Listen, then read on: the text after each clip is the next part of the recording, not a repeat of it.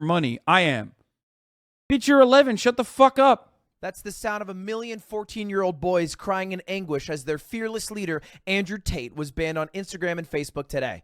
Now, if you don't know who Andrew Tate is, you can just watch this video. And if you do, you're suffering like the rest of us, and we have to talk about this guy once more because this ban is somehow a bit controversial. Now, let me catch up to speed. Andrew Tate, no stranger to getting banned by social medias, was banned on Twitter for the past 5 years for saying this, which I'm not going to read out loud, but you can read with your eyes.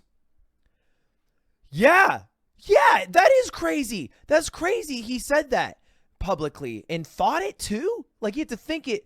Anyway, he was banned on Facebook. Now, I'll try to find out the exact reason. The ban is a little bit weird in the sense that there was no specific moment that led up to this ban. There was no one thing that he did that Facebook's like, no, not that. But I looked through their hate speech, which they say don't post. Makes sense to me. And it says, do not dehumanize people, including women, as household objects or refer to them as property. Property. And then I saw this clip of Andrew Tate doing that. If I have responsibility over her, then I must have a degree of authority. For the same reason, if I have responsibility over, and everyone's going to lose their mind, it's an example, it's only an analogy. If I have responsibility over a child, I have to have some authority. You cannot be responsible for something that doesn't listen to you. You can't be responsible. Okay, my favorite part about this is Dave Portnoy goes tough off the first one. But the video doesn't end. Responsible for a dog if it doesn't obey you, or a child if it doesn't obey you, or a woman doesn't obey you. Super sexist path. Cool. Let's take a beautiful sports car. It doesn't matter. A house. Yeah, land, that didn't help. whatever. Okay, wait, I mean, Like I said, when you have the fucking king of misogyny being like, bro, you're going too far, that's a point to be like, all right, let's take a breather here, okay? When you got Dave Porkboy being like, dude, that's a step too far, you're giving the fucking game away, that's when you know you've gone too far, okay? One bite. You know the rules. One bite of sexism. Not two, not three, not the whole fucking pizza pie, okay? You can't be to the right of Dave fucking Porkboy on sexism, dude. Everybody knows the rules. being sexist? I'm being sexist? Okay, so my shovel of a wife, right? It's crazy. It's crazy. But look, if you don't take my word that Andrew Tate is sexist, maybe this guy will convince you. If you're going to be realistic about the world, you're going to be a little bit sexist. I'll openly say I'm a little bit sexist because I'm realistic. Men are just better than women. I mean, fair enough. So I feel like we got that out of the way. Now, let me make it very clear. I think Andrew Tate is a piece of shit. I think him being banned is overall a good for the world. It's not that much of a difference because the sexism's still there, right? Think of it like this. Meta banning Andrew Tate is taking away their responsibility to actually deal with the root problems of their platform, where they're promoting people who are Islamophobic, sexist, racist all the time with their algorithm, the same problems that YouTube, Twitter deal with. If this motherfucker brings the Myanmar genocide, by the way, know that I'm going to call him out on this. He did not know what that was, okay? When I was talking about the Muslims in Rohingya, he did not know what that was on our phone conversation, okay? I'm just going to say he knows now. He knows now, but he did not know Facebook or its involvement or the genocide. And he did know about the genocide, to be fair. He just didn't know Facebook's involvement. He knew about it after I talked about it a little bit. And he knew who like Aung San Suu Kyi was, didn't really know, didn't know her name or anything, but he knew a little bit. He knew enough. With every single social media platform has an algorithm, and they're boosting. They're the ones literally lifting up these creators, and then as like a good thing, they'll ban one, like the head of the Hydra, and then two more will come out. I mean, there will be two more sexist content creators in 6 months that come out of this that are maybe a little less effective at making money and have a little more hair on their head, probably. Okay, that is the reality of the situation. And there's going to be some people, maybe even watching this video, who are like, they're trying to silence my boy Tate. They're trying to silence him. Really?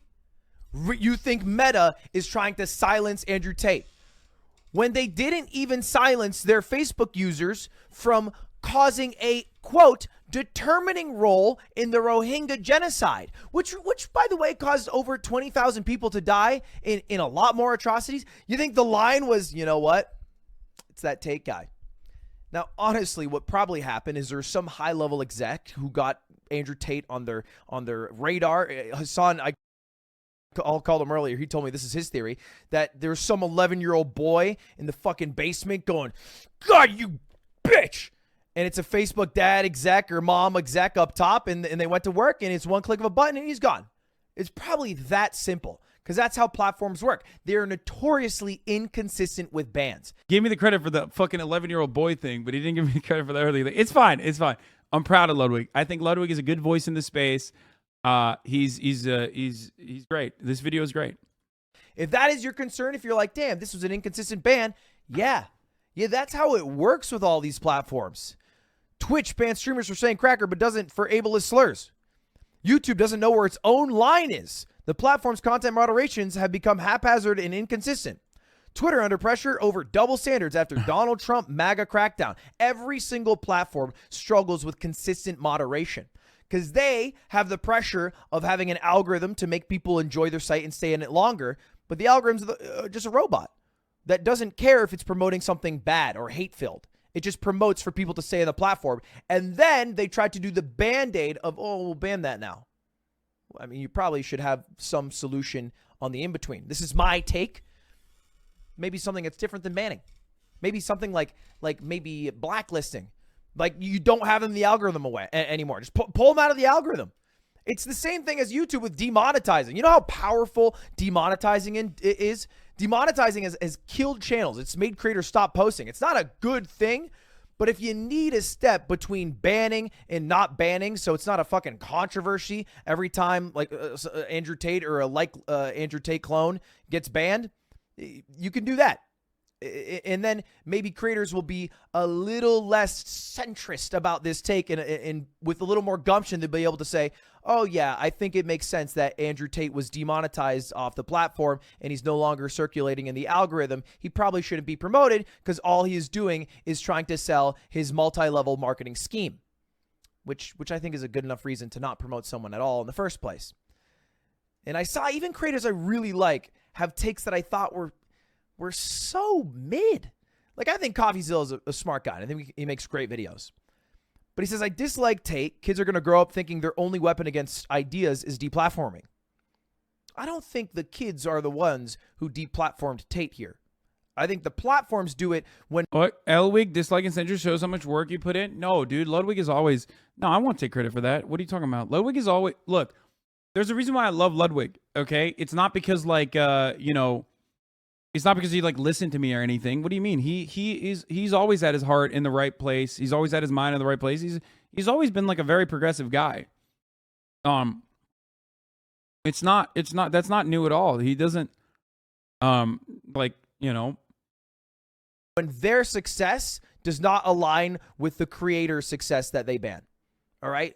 Either because it's getting too much negative press like an Alex Jones type, or it's something that maybe, like I said earlier, ran across an exec's desk and it doesn't follow terms of service, and it can be a slam dunk ban that takes off the pressure of making any real change to a platform. I'll also say about CoffeeZilla, he said, what's the better solution? Talking to them Lamau, which I'm going to call you out here. I think you think. Okay.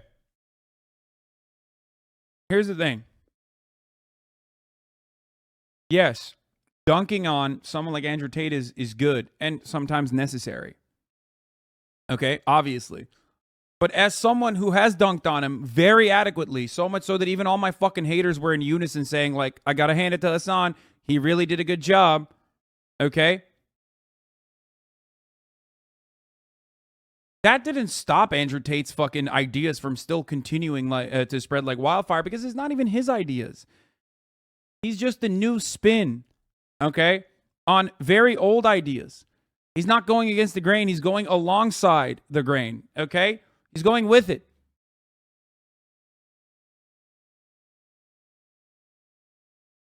The only time when you know a person like this stops, or at least like the dam, you can plug one of the holes in the dam, is if you actually take action and deplatform. Think that because you're doing a debate with Tate this week. I'm just saying the timing's a little convenient.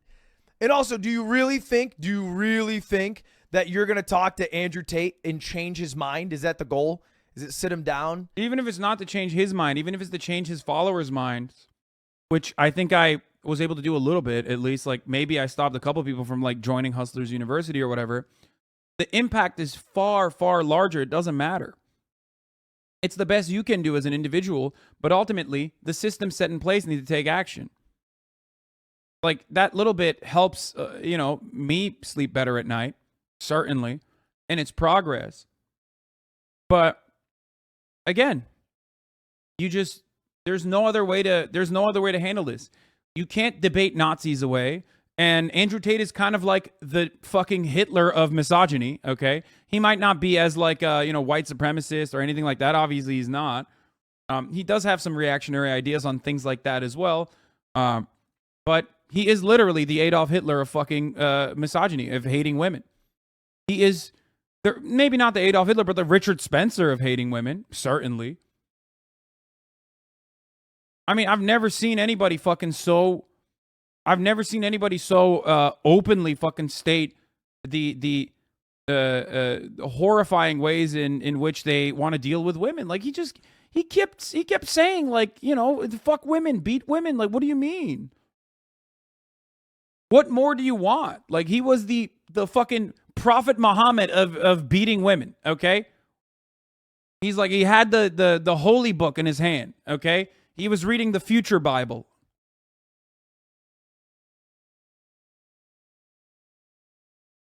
And telling everybody, like, this is the right way. This is the right path. And enter the marketplace of ideas and he exits a better man. This has happened before. Hasan went on a call with Andrew Tate. They were talking about how imperial data is important and you can't just get into a car accident with two women and then say all women are bad drivers because it's too small of a sample size. You can look at a much larger sample size and pull real scientific data from it. Andrew, do you believe the Earth is flat or round, spherical, globe? Round. Motherfucker has an English degree, doesn't he?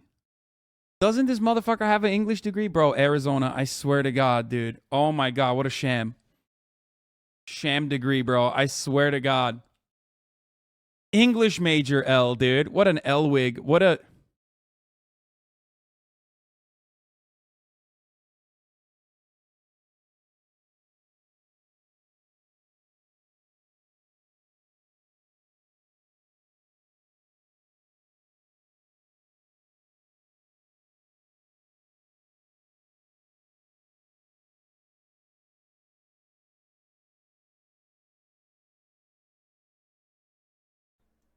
You believe it's round, right? But when you walk outside, it feels like it's flat. Brother, and I it looks flat, it feels flat, but you believe it's round. Why do you believe the Earth is round? Because I have personal experience that would prove. So you think Prophet Muhammad is all about beating women? What? No, motherfucker. That's not what I said. Why are you so brain broken? Oh my God, inshallah, one day your brain will be better, okay? One day. In the words of Allah, read, okay? Read. Dumb bitch.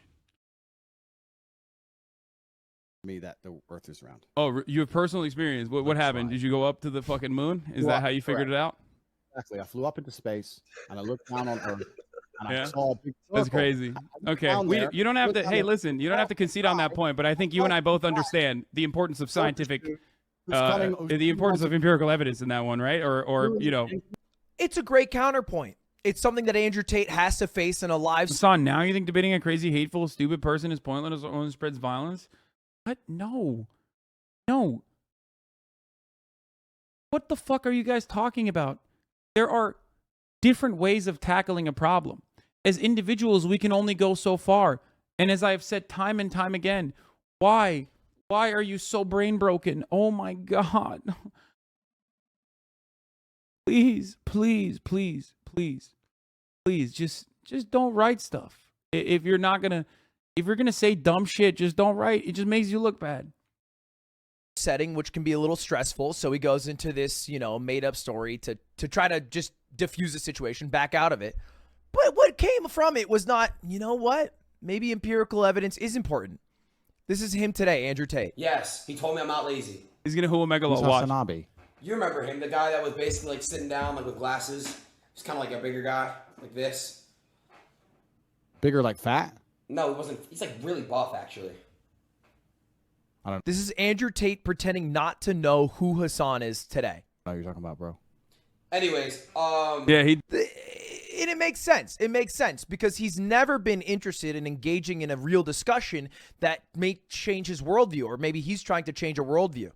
All YouTube discussions are a waste of time to some extent, because back in the day, discussions were between one person, and you are trying to reach a mutual conclusion together. Or perhaps you have some preconceived conclusions and they'll change during the duration of a conversation. But nowadays, these conversations, whether they're through a podcast, It's so funny that he was like, "Yeah, I don't know who that is. Doesn't ring a bell." Meanwhile, his like entire body language changed the moment that Aiden brought me up, and also on top of that, before he got banned off of Twitter, he was like nonstop tweeting about me, and literally shot a podcast with his brother calling me an Armenian genocide denying bisexual. It's just, I mean, it's cute. I liked it. I thought it was funny. Bitch made. podcast or a debate or whatever it is, there's a third person in the conversation, you, the viewer. And so it's much less a genuine effort to try to convince someone to be on your side I'll be back. or see their worldview.